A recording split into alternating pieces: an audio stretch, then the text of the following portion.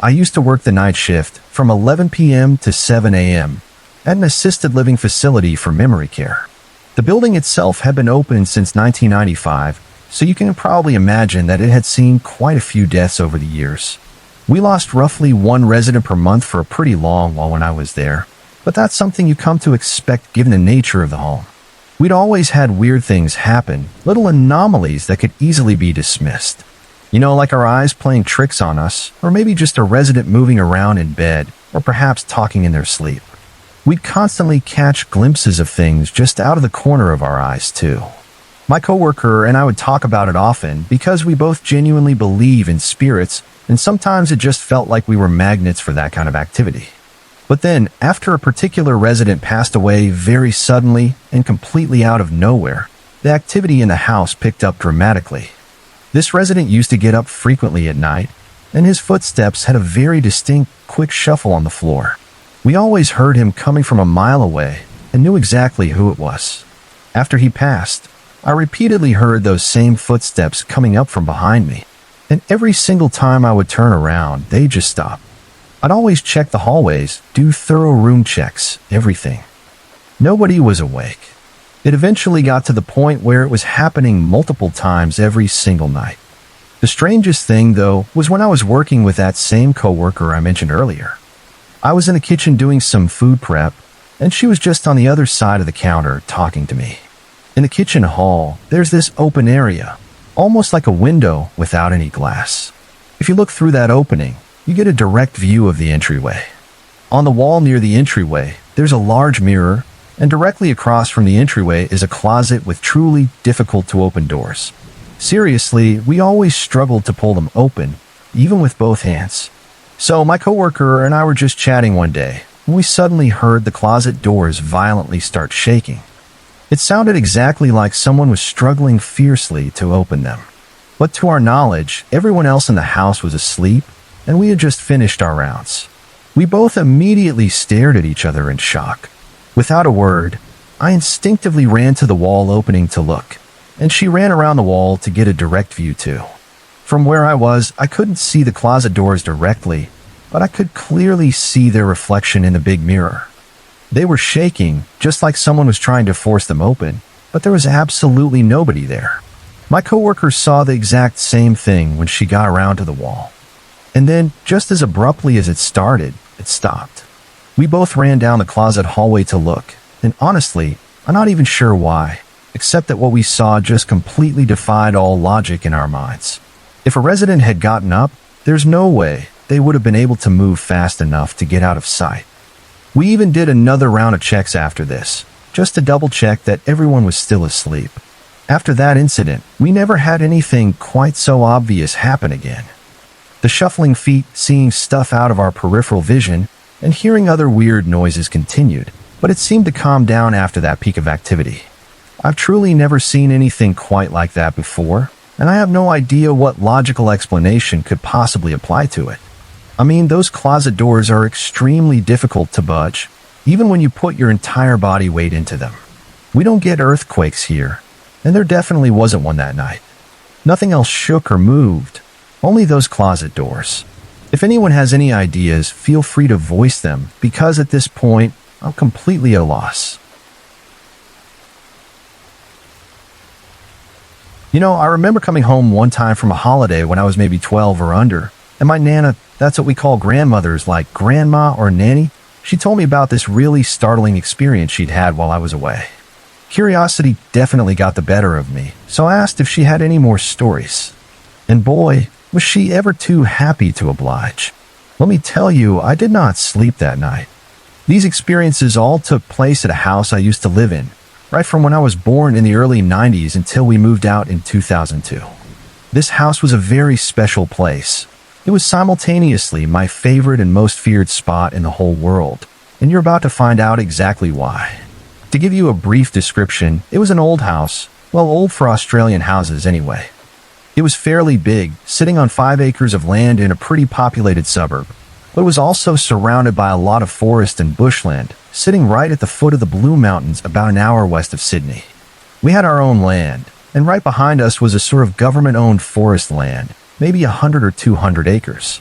The local council, which is like the city or county government in the US, pretty much gave zero attention to people using it, so it was always quiet and secluded.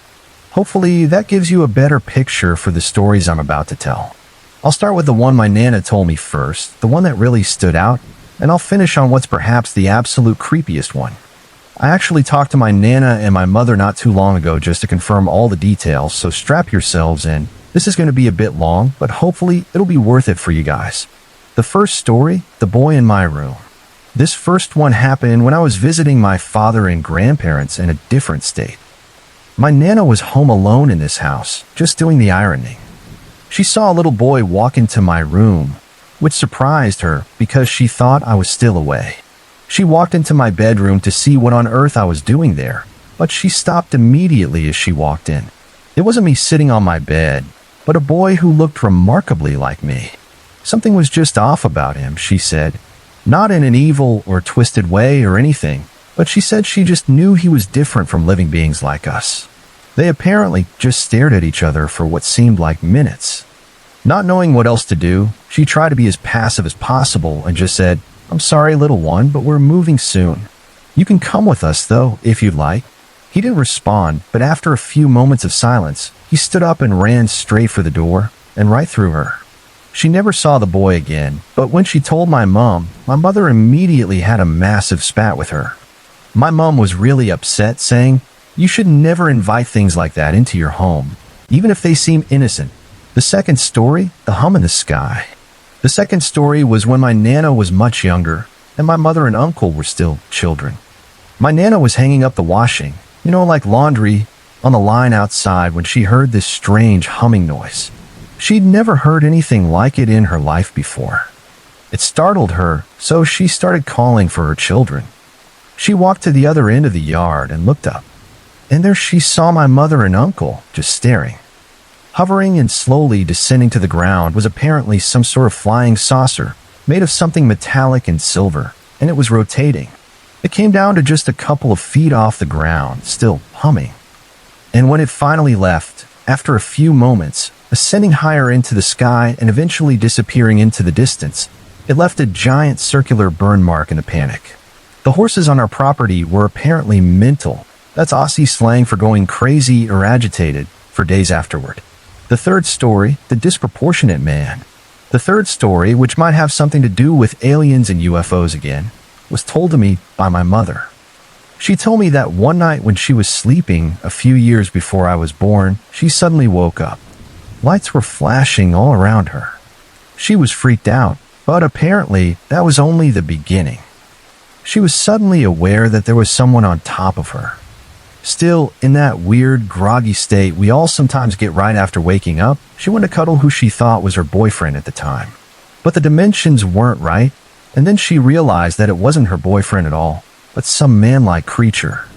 All parts of its body were disproportionate. A bigger head, eyes, ears, nose, mouth, bigger hands, bigger torso.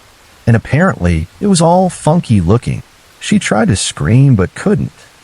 Somehow sensing things weren't going to plan, this thing seemed to be penetrating her somehow. Not sexually, she stressed, but in a sort of supernatural way.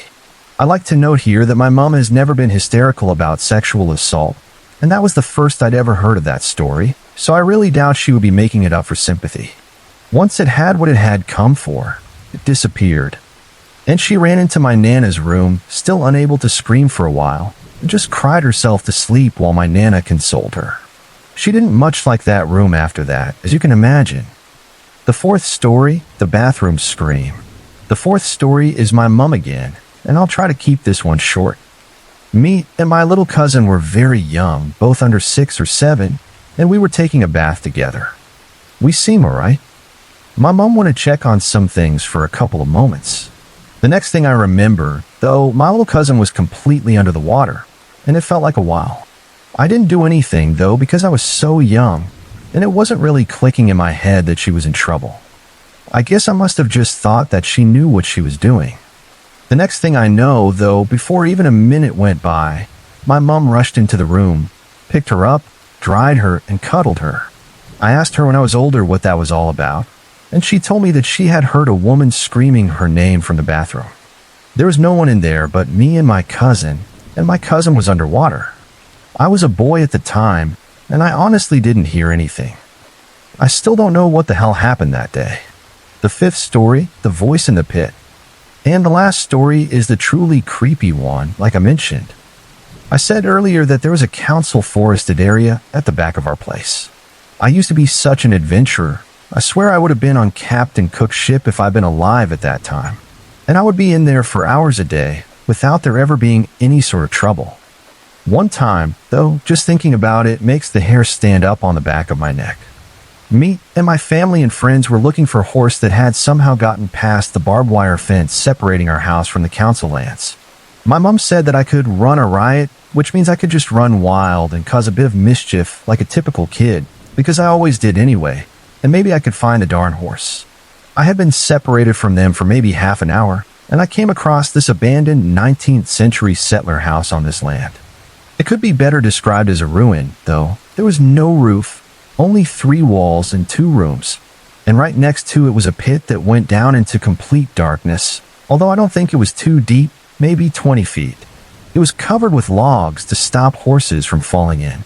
Anyway, as I was doing my thing, exploring around this ruin, I heard someone call my name. I thought it was my mom until I realized that it was coming from inside the pit.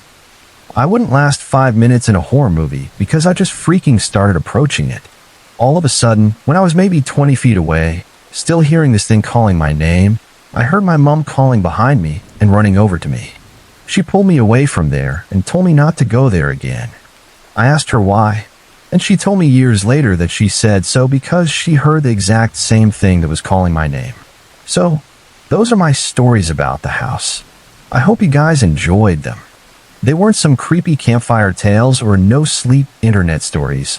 These are actual real experiences that my loved ones had at that house. My mom actually wants to talk about more stories when we see each other next, so I may have more for you guys in the future. So this happened when I was taking my dog, Minnie, for a walk. You know, I live in a suburban area about 30 minutes away from Philly. I wouldn't say where I live is super dangerous, but I would still be cautious here. You know? Okay, so I was walking Minnie down the street. The sun was starting to go down, and I just wanted to get out and smoke a cigarette. There was an abandoned elementary school down the street from my house, and I always liked to walk Minnie around the school grounds. But when I got there, I noticed a red truck parked with the windows rolled down and a man sitting inside. You know, I just had this really uneasy feeling in the pit of my stomach, like something just didn't feel right. But then I tried to brush it off because I've always been a bit paranoid, so I figured it was just that. I finished my cigarette and turned to go back the other way, heading towards the front, which meant I was walking back past the truck. As I got closer, I noticed that the engine was actually turned on, and the man had stuck his head out the window. He looked from me to Minnie, then back to me, before he started talking. "Nice dog," he commented. "Thanks," I said, trying to sound casual. "Hey, do you want a ride?" he asked. No thanks," I replied, feeling that uneasy feeling creep up on me again, and I was definitely starting to feel nervous. "Do you live around here?" he pressed. "No," I lied. There was no way in hell I was going to tell this guy where I lived. Now, this man was probably in his early to mid-40s. He was balding and had big bags under his eyes. Long story short, he looked creepy as hell. I just told him no thanks again and started speed walking away, trying to pick up my pace. I immediately heard the car engine rumble behind me, and I absolutely hated myself for not having my phone on me at that moment. He shouted, pulling up beside me, dangerously close, I might add, "Get in." "No." I told him, growing a bit agitated. He did not look happy at this. "Get in the car, you, or I'll kill your dog." I felt pure fear in that very moment. I couldn't bear the thought of my dog being dead, especially since she was only a pup. Minnie wasn't at all intimidating. She was just barking hysterically at the man, which she often did with people she didn't know anyway. I pulled on her leash, bringing Minnie closer to me, right by my side. At this point, I was scared and royally pissed off, so I just booked it. I ran across the parking lot as fast as I could. Looking behind me, I could see that the truck was following me. I had a little ways to get to my house, but I absolutely did not want him to know where I lived. So I veered off and ran up the driveway of a random house on my street.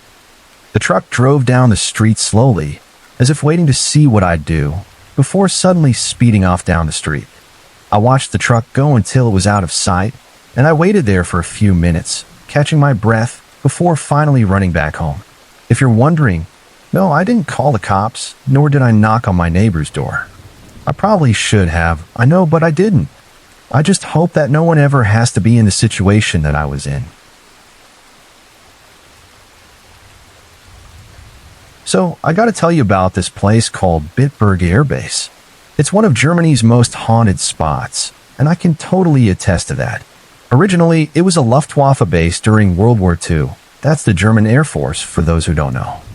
After the war, it was actually split between the Americans and the French. Then, during the Cold War, it became a nukes base holding mace missiles, which were a pretty big deal.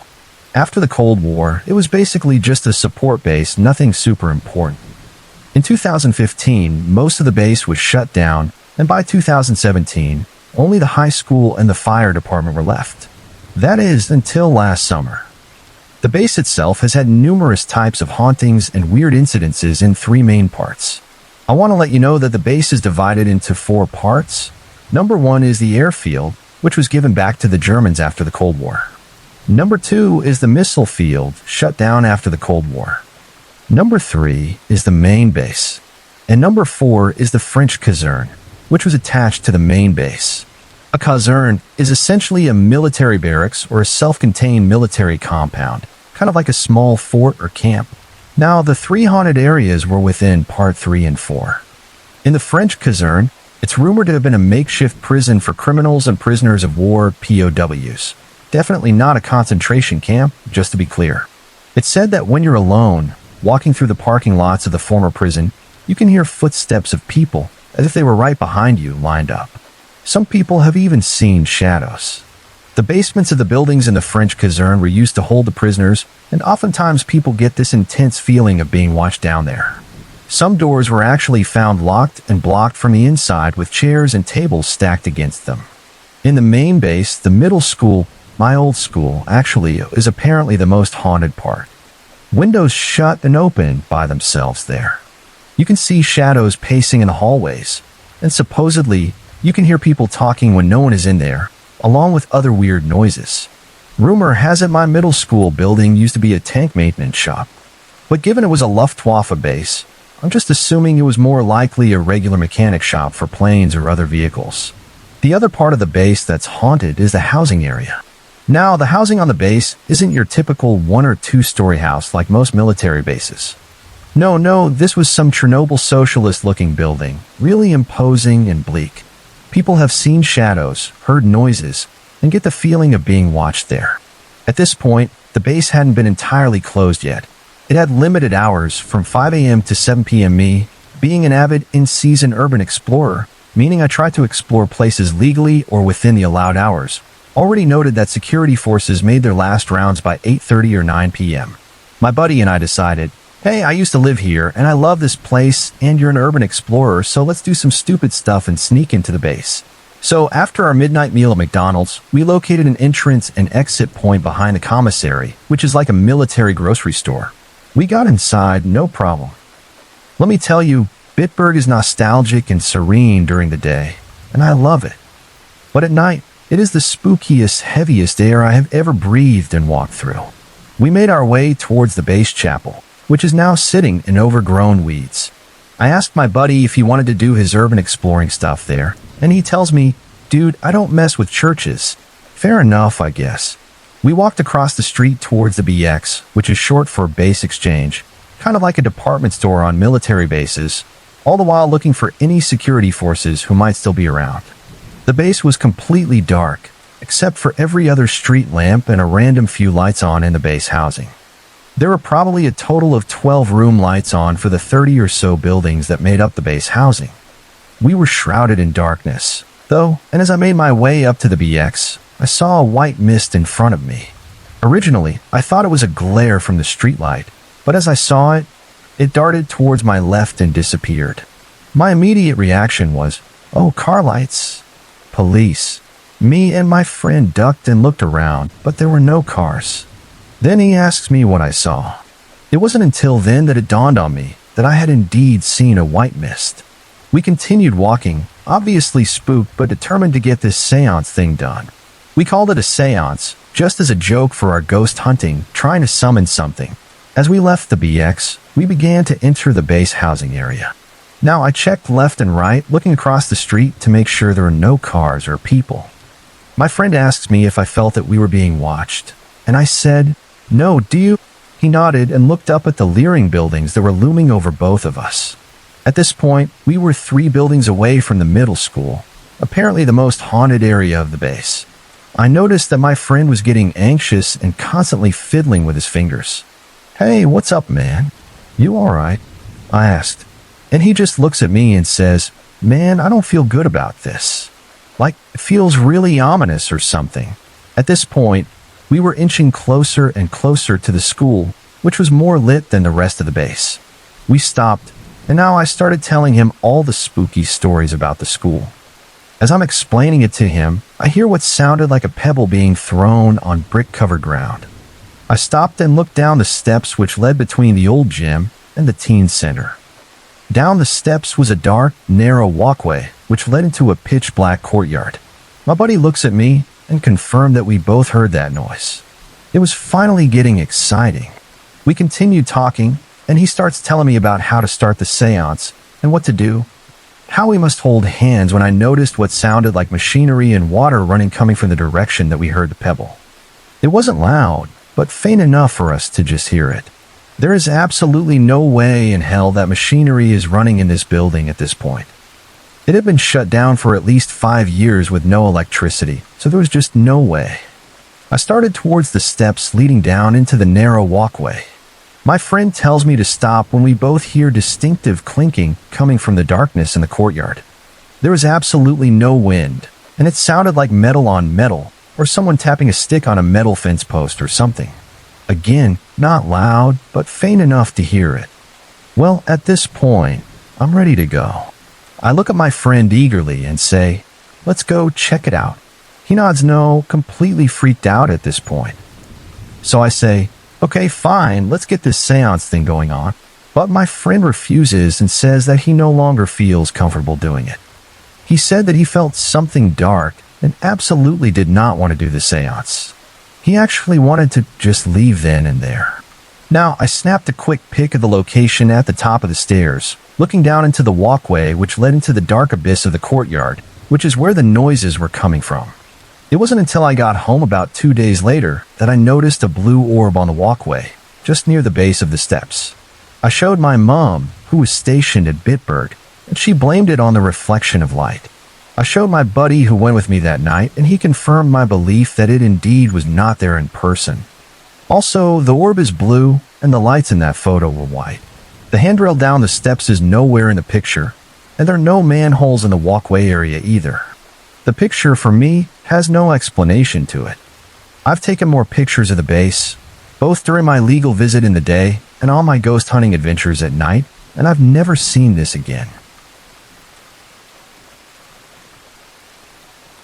I was in the Philippine Naval Reserve Officers Training Corps, specifically training for the Naval Special Operations Group Basics.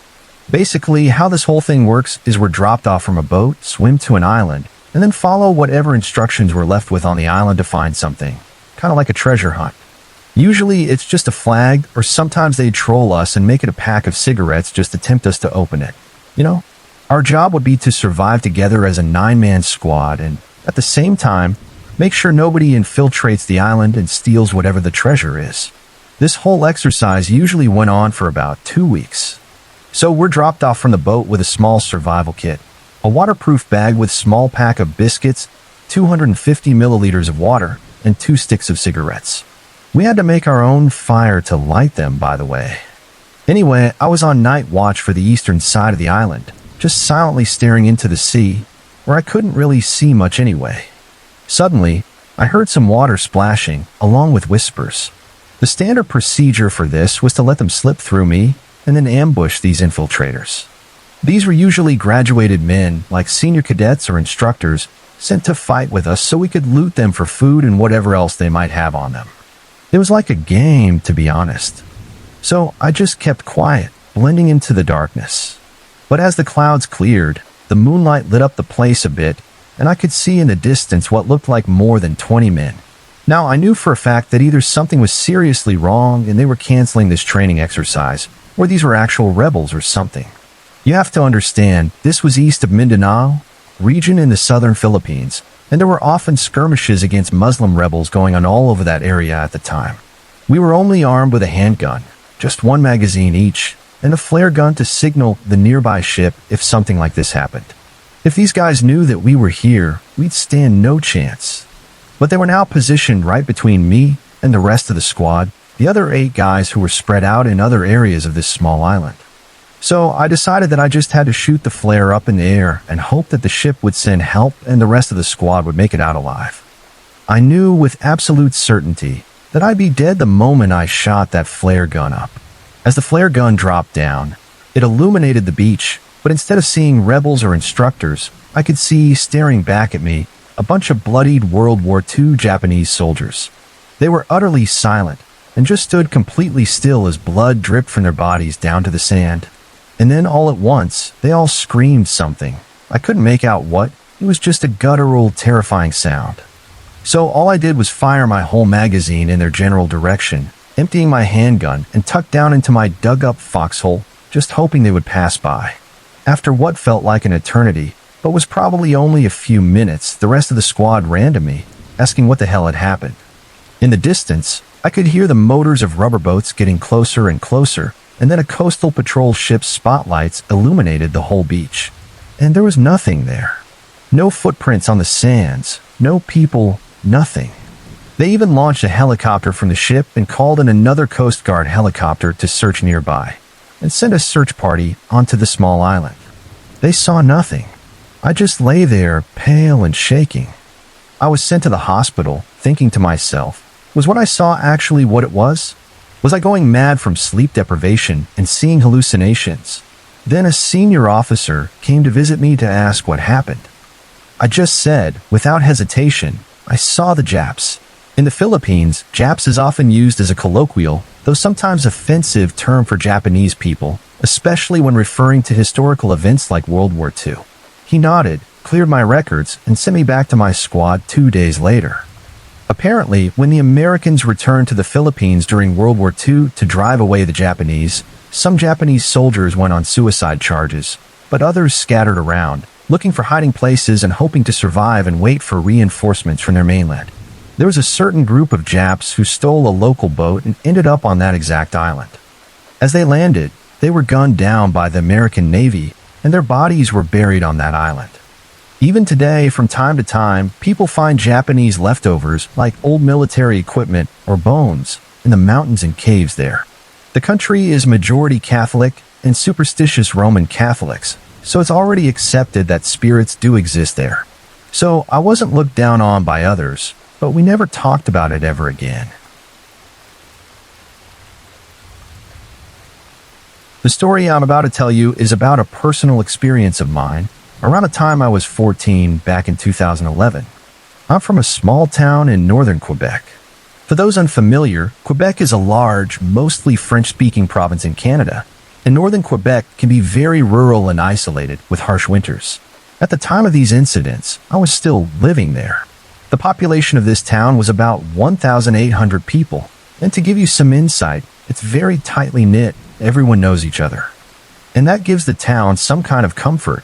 Kids are allowed to play outside and go to the park without any parental supervision. This is because everyone knows each other, and as I said, the community is very tightly knit, so there isn't a lot of anxiety about people here. The incidences first began in early March of 2011.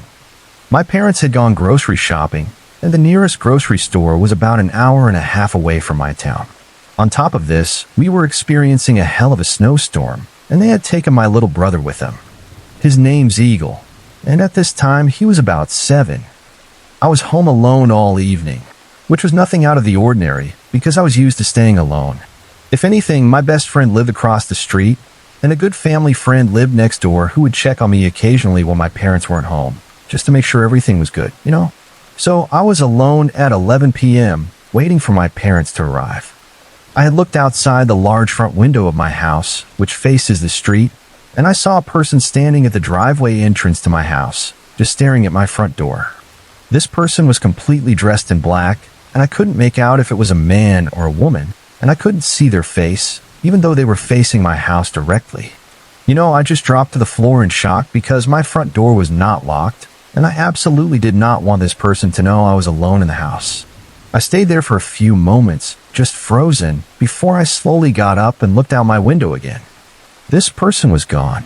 When my mom finally arrived, I told her about my weird experience, but she just told me that it was probably just one of my dad's friends checking if we were home.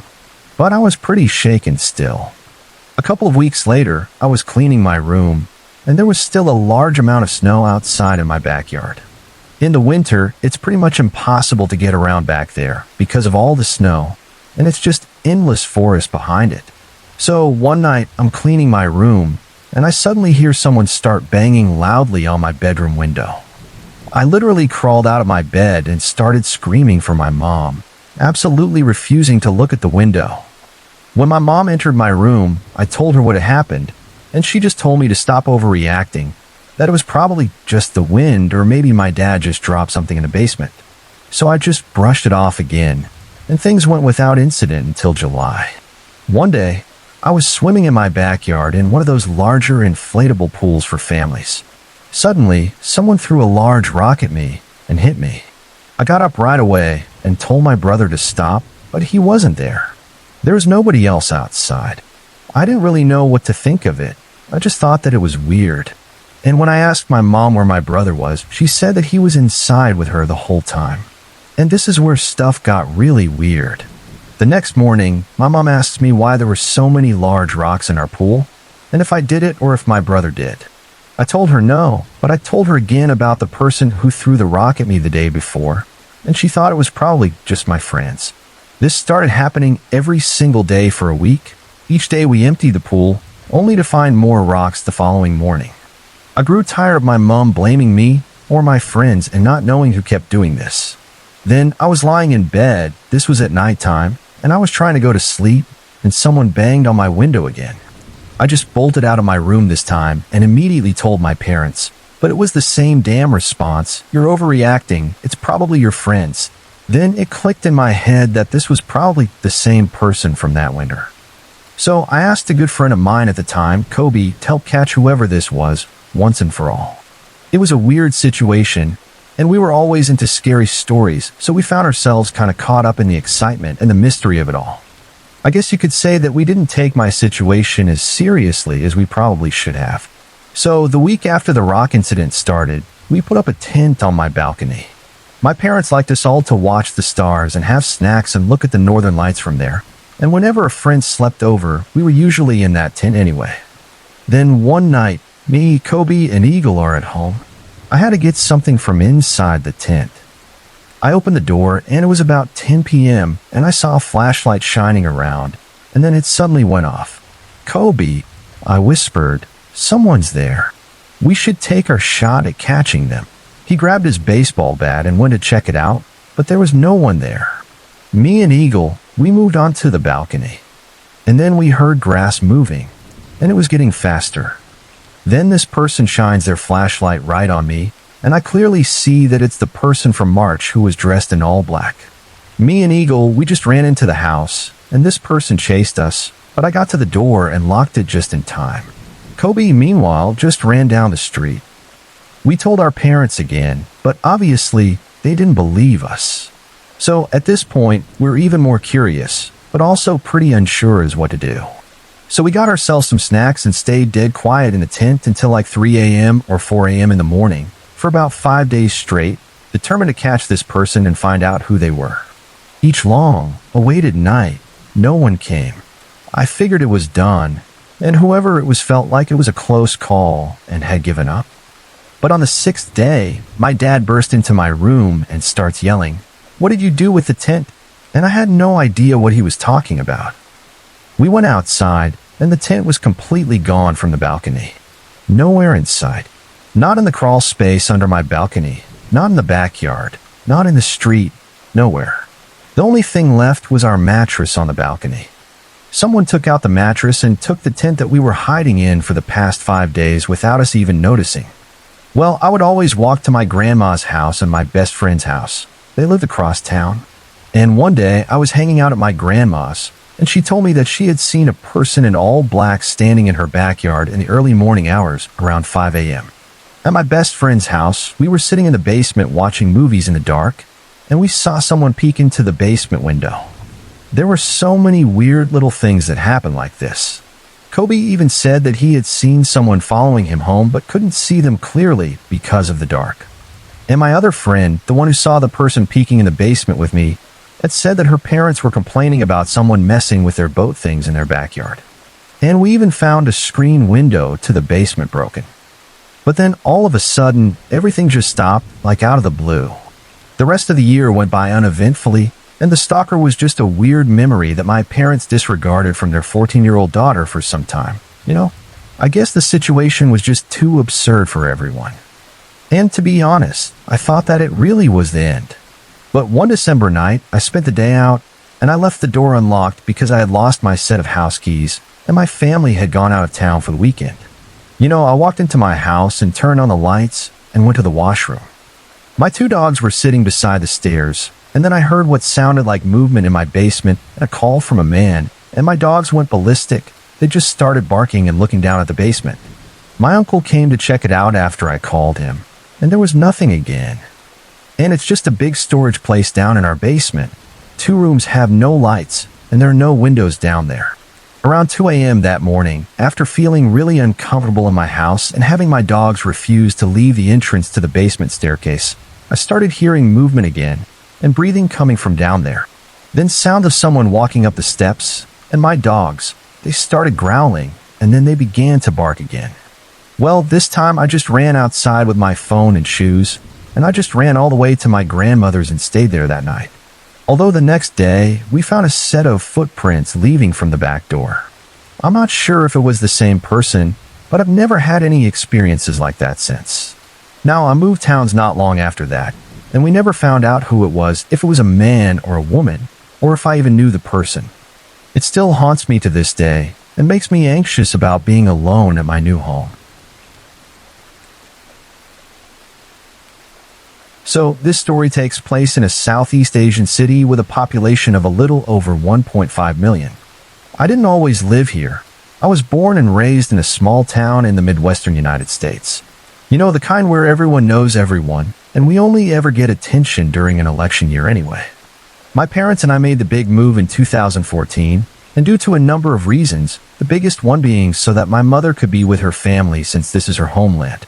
However, the town where all my relatives live is about 80 hours away by travel, so we had to move to our current city because it's the safest in the region for foreigners, and my dad is pretty obviously a white man. Now, unlike every other college student in the world, I hadn't done much with that summer. The heat was blistering all hours of the day, and I didn't have money to spend, even if I was willing to leave our air-conditioned apartment. The only thing enticing me to the outdoors were the incessant sounds of construction due to a new unit being added to our complex. However, leaving was obviously inevitable, so towards the end of the month, my parents and I went to buy some groceries. The next day, my mom and I went to buy some things that we had initially forgotten. And the day after that, the 2 of us went out again to pay some bills. That made 3 consecutive days of going out for the first time in literally a month. To say I was exhausted was an understatement. By 7 p.m. on the 3rd night, I was already fast asleep on the living room couch. My mom woke up around 10 o'clock that same night and told me to head up to my room.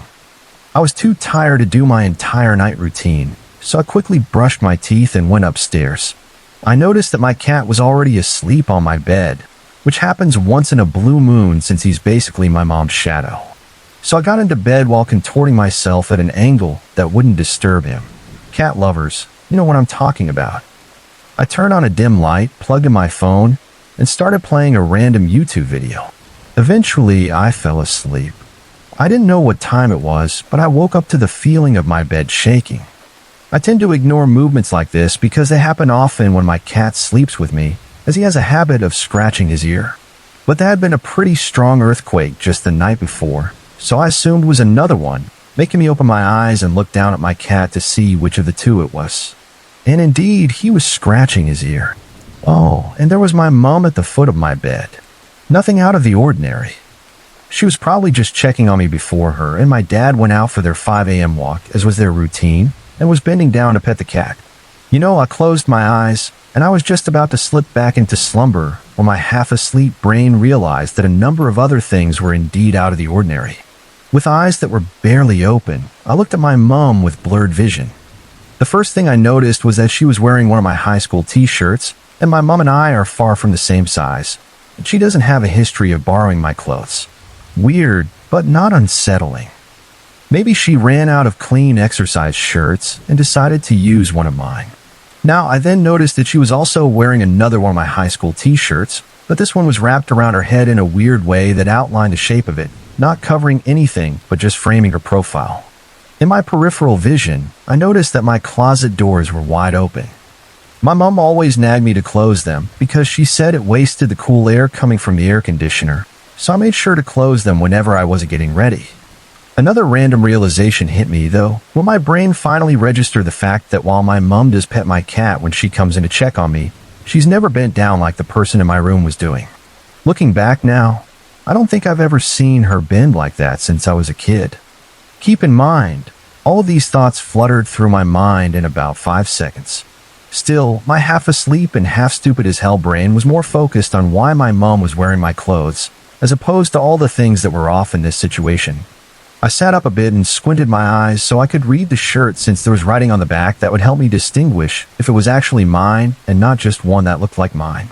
That's when the person turned to look right at me before running out of my room, maintaining an ungodly crouching position that will be burned into my mind for the rest of my life. It wasn't until he was near the stairs that I fully processed what was happening. That person was not my mom. They weren't even female. Instantly, I shot out of bed and instinctively wrapped my blanket around me to cover my night clothes that suddenly felt so revealing. It was only then that I began screaming. I hesitatingly followed him out of my room and watched as he ran down the wooden stairs with deafening steps that echoed throughout the 3rd floor, almost drowning out my piercing cry. If I was going to get my parents' attention, who were sleeping on the other side of a closed door on the 2nd floor, I needed to be louder. I stood at the foot of the stairs and pushed my lungs to their limit. I could practically feel the capacity stretch inside my rib cage. After what felt like ages, but was probably only another 5 seconds, my parents' door swung open, and my mom ran up the stairs with a panic-stricken expression that I'll never forget. She grabbed me by my shoulders and shouted, "What? What's wrong?" I turned to look at her with my mouth agape and my brows furrowed in a mixture of confusion and disbelief. Had she not seen the man when he ran right past the bedroom door? It had happened so fast, I wasn't sure if they had crossed paths or not. "Someone's in the house," I responded, but my voice was so hoarse, I honestly didn't recognize it. Without missing a beat, she wrapped her arm around me and ushered me down the stairs. "Grab the gun," she shouted in the country's native language. This is a common tactic in some cultures, shouting about a gun, even if you don't have one, to scare off intruders. We ran into my parents' bedroom when my dad stood in the doorway with tired eyes and slumped posture. I pushed him into the room and turned around to close the door, simultaneously fiddling with the light switch so we weren't in complete darkness. My movements were shaky and panicked, causing my fingers to fumble and flicker the lights on and off before eventually being able to lock the door. "What are you doing?" my dad asked with a soft laugh as he switched on the light after my attempts proved to be futile. I turned to him with the same incredulous expression as I had been looking at my mom. He had been standing in the doorway to his room, in perfect view of the man running away, yet he seemed to be oblivious. "Dad, there's someone in the house," I repeated, watching his face instantly drop at my words. With the door now locked, I turned to my parents and watched them silently, waiting for them to say or do something. For 19 years, they had taken care of me and catered to my every need. Now there they stood, just as scared and defenseless as I was in that moment. They were just people. My dad, an infamous Type A personality, kept his focus on the floor, most likely processing the entire situation before deciding what to do next. My mother was the complete opposite, Her cell phone was in one hand while the other hand was running through her hair so many times that I thought her strands were going to end up in between her fingers. "I can't call 911. It's not working," she exclaimed. I took the phone from her and dialed it myself, bringing the phone up to my ear. I heard a monotone voice say, "Sorry, but your balance is too low to make this call. In this country, most of the phones are prepaid, so if you don't have money on your account, you can't make any calls or texts." However, my mom said that she had added money to her account just a few hours earlier. I tried calling my aunt, who lives 80 hours away, and it worked. It was then that I figured out that you can only use cell phones to call other cell phones, and you can only use landlines to call other landlines, meaning no calling emergency services like 911 from a cell phone directly. The only problem was that a landline phone was in the second-floor hallway, a few feet from the other side of our locked door. Once I told my parents what our only option was, my mom opened the window and began shouting for help in her native language. As similar to a knee-jerk reaction, I instantly shut the window. "Don't do that. No. We're defenseless, and they'll come back." At the time this happened, we had been in the room for about 40 minutes. I was convinced that if they had left and then heard her screaming, they would come back since they would know we're sitting ducks. "Are you sure you saw someone? Maybe you were just dreaming," my dad said, this being his first string of words since barricading ourselves. How could he have gotten in? The door has 2 locks and a heavy pole across it. A little context about the pole. After the lock on our screen door broke, my mom had insisted on putting a metal pole across the door to ensure that no one would be able to get in, kind of like a makeshift security bar. "No, I know what I saw," I answered without hesitation, but my brain started dissecting the possibility of the figure simply being a figment of my imagination. The sounds and movements he made were so vivid, though, that the situation as a whole seemed too surreal. There was no way someone could get inside with that pole acting as a shield, and neither of my parents had seen the man. Internally, even though I wasn't 100% sure of myself on the outside, I stuck to my guns. "I saw a man." "Okay, then we need to get out of this room and call the police," my dad said restlessly. My overthinking got the best of me as I thought about us leaving the room. Were there more people? Were they waiting for us? Were they right outside the door? Or were they hiding and would spring out when we least expected it? Maybe they were still in our apartment, continuing to raid our things since they knew that we were too scared to leave. Had they heard my mom screaming for help and come back? We searched the room for weapons to protect ourselves with, but we couldn't find anything even remotely useful. "What happened to the gun my mom was shouting for earlier?" I asked. "It never existed," she just said. "I just said that so the men would hopefully leave out of fear." So with a half a pair of broken scissors in my dad's hand and a small floor fan in my mom's hand, we prepared ourselves for whatever was on the other side of that door. My dad unlocked the door and swung it open swiftly, hoping to catch anyone out there off guard. The complete silence mixed with the eerie yellow lighting coming from our hallway seemed like a scene in a horror movie. Straight ahead, we all noticed that the door to the second-floor balcony was wide open, and the screen on the window next to it had been pried open. The first feeling to run through me was assurance of knowing that I wasn't crazy and that I hadn't made this up. The second feeling to run through me was pure dread and knowing that I wasn't crazy and I unfortunately hadn't made this up. We searched the second floor and found no one and nothing that seemed out of the ordinary. We then moved on to the first floor and found our pitcher of water dripping condensation on the kitchen table. My mom asked me if I had forgotten to put it back before I went to bed, but I distinctly remember only brushing my teeth. I knew I hadn't got it out. Our windows have the glass on the outside and the screen on the inside, contradictory to typical American windows. And we saw that the glass windows were wide open and the screen had been pried too. However, both of the locks on the door were bolted and the pole was still in place. We figured that the man had initially attempted to come in by putting his hand through the small gap he made in the screen window, trying to reach for the door so that he could unlock it. However, I guess his calculations were off and he couldn't make the distance. That's when he climbed up to the second floor, probably by scaling the apartment that the construction workers had yet to finish, and used the same procedure on the balcony window. He was successful this time because the distance was much shorter. We called 911 a total of 5 times, and it took them 45 minutes to get to our apartment, despite the fact that the police station is a 3-minute drive away. While waiting, my mom knocked on the doors of the other apartments to let them know what was going on. Our complex consists of 4 apartments, but I'd say it looks more like a paired home with 4 different sections. The first one is rented out to an online business company. The second is rented out to a family who had just moved in that exact night. We're in the third, and the fourth has no tenants. Neither of them answered, probably because who would answer the door at 2:30 a.m., right? The police eventually came and told us that someone had made a call earlier saying that they heard a woman screaming for help. My mom, but they couldn't find the location of the screams. They searched the house but found no one and didn't even tell us how to file a report. Yeah, they were pretty useless. The next day, my mom talked to the people at the first apartment, and they were obviously pretty shaken up.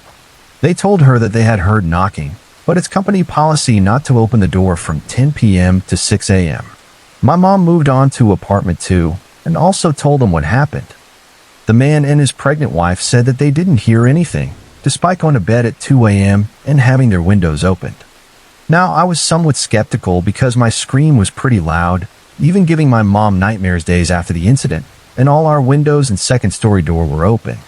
There's another building just a few feet away, so sound resonates pretty loudly, making the construction booming even behind closed doors, and my mother's screams were loud enough for someone to call the police.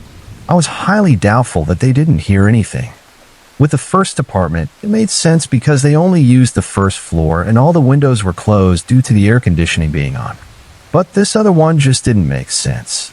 My mom told the couple to be wary of the construction workers because she believed that they decided to rob us after seeing that my dad was a foreigner, now automatically assuming that we were rich or something.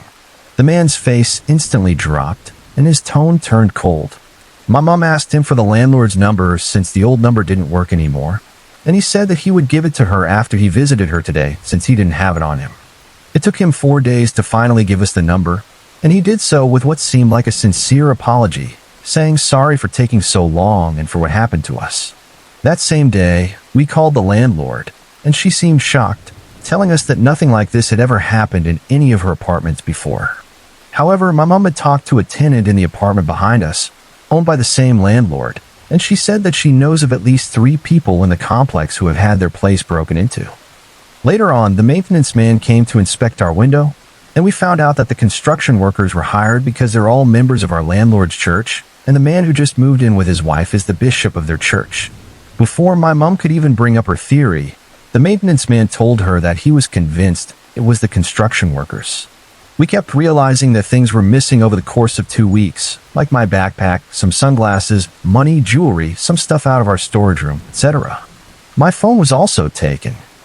I assumed that when he was crouching over my bed, he was trying to reach for both the phone and the charger since I was probably laying on the wire or something. My laptop and a camera were both sitting on my desk, right next to my jewelry box, but he didn't take them. My parents assume it's because he was going to take the heavier items when he was about to leave, so he wouldn't have to carry them around. However, I didn't see anything in his hands when he was running away from me, which makes me think that he either left the other items by the door for easy exit, or there was someone else in the house helping him. A few weird things, though. He took 4 of my shirts, 2 of them being exactly the same. He also went into my cousin's room and stole a towel. Thankfully, she had gone home for the summer, so she wasn't around. But it almost seemed as if the thief knew that, because he went into her room and my room, but completely avoided my parents' room. You know, I also couldn't get over the fact that he drank our water straight from the jug, which would have made sense since he climbed to the 2nd story. However, this country is notorious for being superstitious, and my mom said that thieves tend to leave water out because it makes the homeowners go into a deep sleep. Something about the water apparently resembles the calming waves of an ocean. I have never been one to believe in superstition, and she thinks that's why I was able to wake up just a few hours after the incident. We decided that we were going to move back to the States.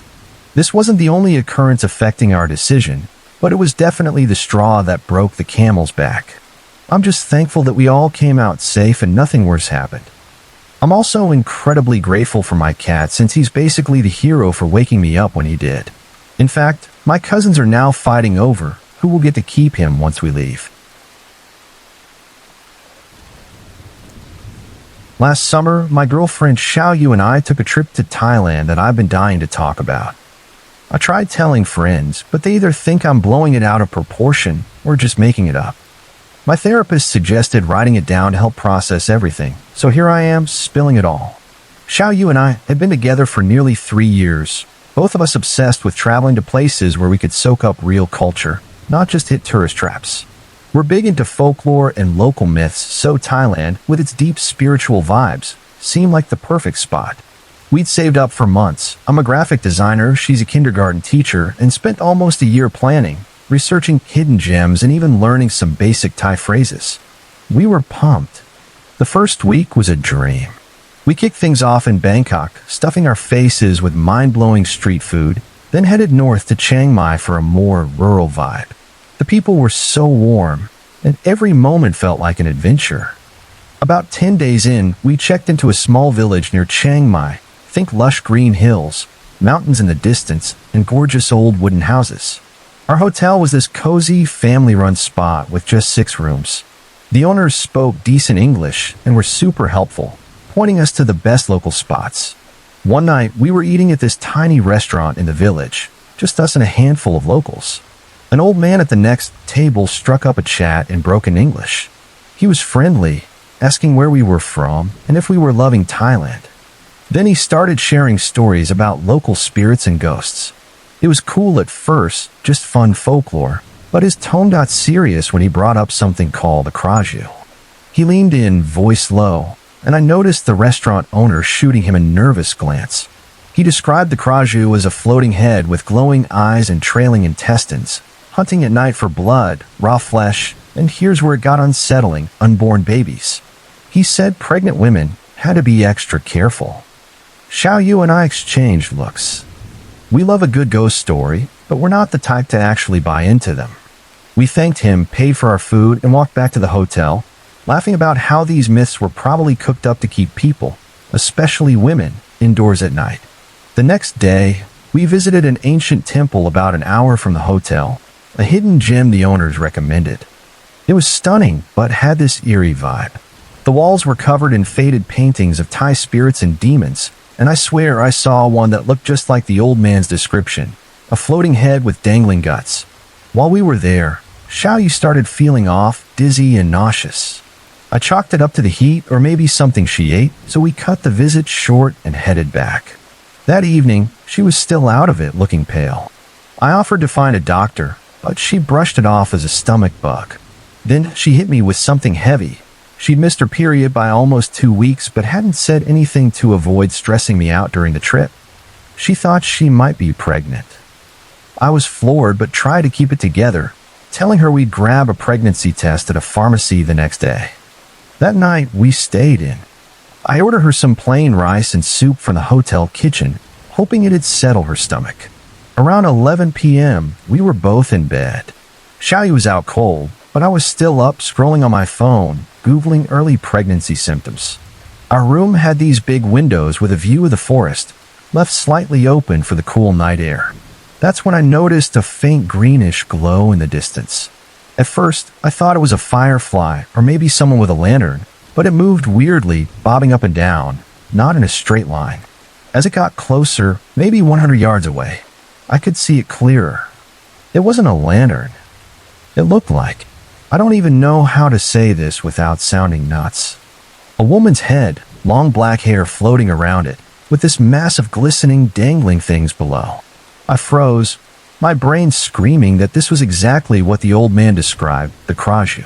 It drifted closer to our window, and I could see its face now, twisted with this hungry, awful expression, its glowing eyes locked on our room.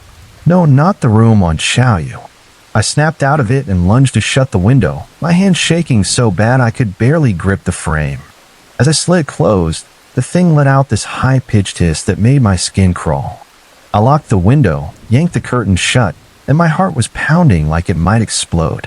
I glanced at Xiaoyu, thankful she was still asleep. I didn't want to scare her. I sat on the bed, trying to convince myself I'd imagined it, when I heard a soft, wet tapping on the glass. Tap, tap, tap, like something damp hitting the window. I couldn't breathe. The tapping got louder, more insistent, then turned into a scraping sound, like claws dragging down the glass. Xiaoyu stirred. "Vince, what's that noise?" she mumbled, half asleep. Before I could answer, the scraping stopped. Silence. Then came the worst sound I've ever heard. A woman's laugh, but wrong, like it was played backward. Xiaoyu bolted upright. What the hell was that? The room's lights flickered and went out. In the dark, a faint green glow seeped around the curtain edges. Xiaoyu gripped my arm. "Vince, I'm scared." I grabbed my phone for its flashlight, but my hands were so shaky I dropped it. As I fumbled for it, a new sound came from the bathroom, a wet, smacking noise like lips parting. "We need to get out of here," I whispered. "Now." We didn't grab anything, just bolted for the door, Xiaoyu's hand in mine. The hallway was pitch black, except for dim emergency lights. We ran toward the stairs, but I heard something behind us, a wet, dragging sound, like something being pulled across the floor. I made the mistake of looking back. At the end of the hall, hovering 4 feet off the ground, was the head. In the faint light, I saw its distorted face, glowing eyes, and that hungry, twisted smile. Below it, glistening organs swayed. The smell hit me, rotting meat mixed with something sickly sweet. Xiaoyu saw it too and screamed. We stumbled down the stairs, nearly falling, and burst into the empty lobby. It was past midnight. We ran out the front door into the warm night air. "We need to find help," I gasped, still holding Xiaoyu's hand. She was trembling, tears streaming down her face. "Where?" "It's the middle of the night." I scanned the village. Most buildings were dark, but I spotted lights at what looked like a bar about 100 yards away. "There," I pointed. We sprinted over, gravel biting our bare feet. I kept glancing back, terrified I'd see that glowing head chasing us, but the darkness seemed empty. We burst into the bar, startling the few people inside. The bartender, a middle-aged Thai guy, looked alarmed. We must have been a sight. 2 foreigners in pajamas, no shoes, eyes wild with panic. "Please," I gasped, "we need help." "There's something—" I didn't know how to explain without sounding crazy. An elderly woman in the corner stood up, said something in Thai to the bartender, and approached us. Her eyes locked on Xiaoyu. "You are with child?" she asked in thickly accented English. Xiaoyu blinked, startled. Maybe. How did you know?" The woman's face turned grim. "Kraju. It hunts for the unborn." My stomach dropped. "You know about it?" "That floating head? It's real." She nodded. "Very real. Very dangerous, especially for her." She pointed at Xiaoyu. "It wants the heart of the unborn for strength." I felt sick. This wasn't supposed to be real. But I'd seen it. "What do we do?" Xiaoyu whispered, her hand on her stomach. The woman spoke quickly to the bartender, who disappeared into a back room and returned with a younger guy her grandson with. "My grandson will take you to Mafu," she said. "A shaman. He can help." I wasn't sure about this, but we had no other options. Whit led us to his pickup truck. I noticed a small amulet, herbs tied with red string, hanging from his rearview mirror. "Protection," he said when he caught me staring. "Against bad spirits." The 20-minute drive wound through dark, forested roads. Xiaoyu clutched my hand, silent. I kept checking the windows, half expecting that glowing head to appear. Whit pulled up to a small house at the edge of another village. Despite the late hour, lights were on. An old man, Mafu the shaman, was on the porch like he'd been waiting. Whit spoke to him in Thai, gesturing at us. Mafu was ancient, with deep wrinkles and sparse white hair, but his eyes were sharp. He waved us inside. His house was small, one room packed with strange stuff, dried herbs hanging from the ceiling, shelves crammed with jars of weird substances, and a low table with cushions. Mafu motioned for Xiaoyu to sit, studied her face, then placed a weathered hand on her forehead, eyes closed.